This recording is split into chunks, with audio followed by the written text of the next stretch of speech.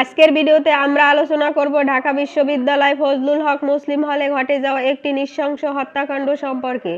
গতরাতে ঢাকা বিশ্ববিদ্যালয়ের ফজলুল হক মুসলিম হলে ঘটেছে একটি মর্মান্তিক ঘটনা। এখানে এক যুবককে পিটিয়ে হত্যা করা হয়েছে। এর পরিপ্রেক্ষিতে আটক করা হয়েছে 4 শিক্ষার্থীকে, যারা এই ঘটনার সঙ্গে জড়িত বলে অভিযোগ। নিহত যুবকের নাম তোফাজ্জেল হোসেন, যিনি 30 বছর বয়সী। অভিযোগ উঠেছে যে তাকে ছাত্রাবাসে মোবাইল ফোন চুরি করার সন্দেহে গণপিটুনি দেওয়া হয়েছে। হলের শিক্ষার্থীরা তোফাজ্জেলকে আটক করে মারধর শুরু করে।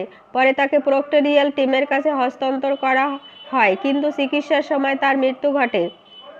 প্রক্টর সাইফুদ্দিন আহমেদ জানান, হল কর্তৃপক্ষ তদন্ত কমিটি গঠন করেছে এবং এই ঘটনার সম্পূর্ণ সহযোগিতা করা হবে।